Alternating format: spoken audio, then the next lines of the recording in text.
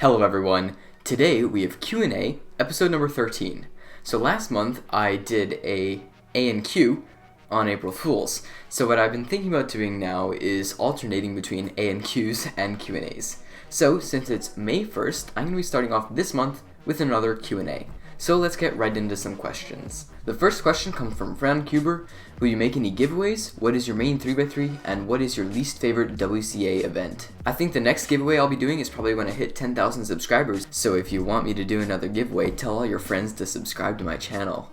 My main 3x3 at the moment is the Moyu Weilong WRM. I just used it in my past competition this weekend at Virginia qualifiers, and I got a 9-second average in all 3 rounds, which was amazing for me. I haven't done that before. I've really been liking that cube. My least favorite event is definitely Clock. I don't understand why it's in the WCA.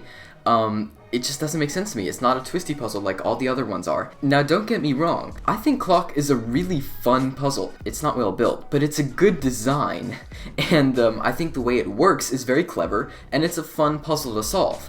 I just don't think it belongs in the WCA. Sandra Kuber's question was, I learned OLL and PLL, and I'm not sure which set to learn next. Do you have any recommendations? Thanks, love your videos, keep going. Thanks, Sandra. Well, I think the next step for you would probably be to learn either more specific F2L cases or COLL. So when I finished learning OLL and PLL, I went over and transitioned to learning like a bit more algorithmic F2L just to work on my efficiency and cut down on rotations.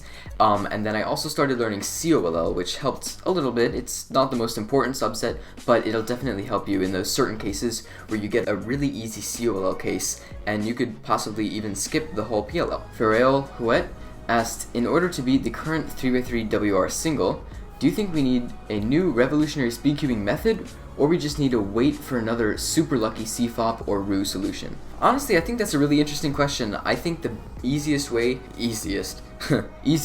break the 3x3 world record right now is to get an insanely lucky solve just by using CFOP. I don't think there's going to be any crazy development within the next few years, or probably even ever, that's going to allow us to be able to solve it incredibly faster than the way we can solve it now with CFOP. So I think just getting an insanely lucky CFOP solve would probably be the easiest way to set the world record. Rubik's Cube commented, why do you use Q&A instead of Q and A? Love your vids. Thanks, Rubik's Cube. Well, I don't know. It just seemed like the natural thing to do. I think I did it because at the slow and steady competitions, it's like slow and steady, not slow and steady.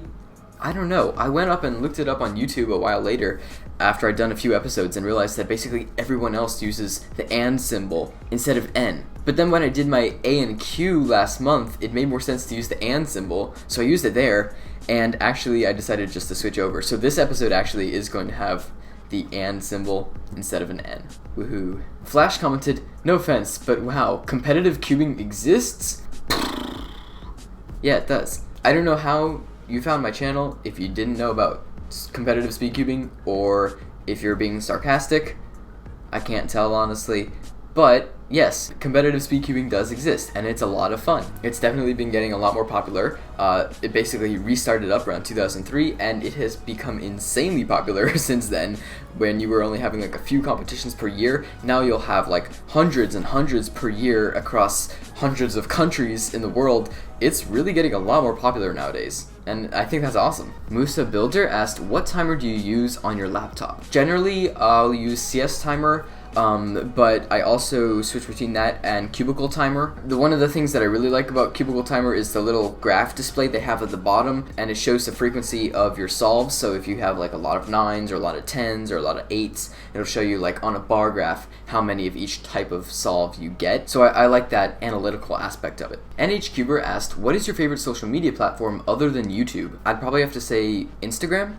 I don't use it that much to post stuff, but I do put a lot of stuff on my story, so hey, if you want to follow me, at Lights Camera Cubing. But either way, I do love browsing Instagram, and I follow a bunch of people there, and I will get lost in scrolling through the search feature of Instagram just for way too long. Next up from Hedgehog Cuber, what brand do you think will bring cube prices down for all companies because they make a cheap main killer? The concept of a main killer is a bit strange to me because, like, back in the day, when there was only really one cube that was the best, and it was like objectively the best, Like, for example, the Zanshi. There was nothing better than it. But now that there are multiple brands like Maruuchi, Yushin, and GAN all making amazing flagships, it's tough, and it really does come down to personal preference now. Really, if you're asking for like a cube that's gonna be like $4 that is better than a GAN X, that's probably not likely at all because it won't be customizable, but it really could come from any brand. I know that Moyu is still making budget cubes, Chi is making some pretty cheap budget cubes as well. Each brand has their subdivisions of like their luxury brand and then their cheap brand. There's no saying which company it's gonna come from. It could realistically come from anyone, except not GAN, that's not their niche. Last up, coming from Jonathan Lumen. Alright guys, so that is the end of Q&A episode number 13. If you'd like to get your comments featured 2 months from now in the next Q&A, leave them in the comments below. But before then, I'll be doing an A&Q on the first day of June. For now, leave your questions for the next Q&A in the comments below, and I'll try my best to answer all of them in the next video. So that's about all I have for this Q&A.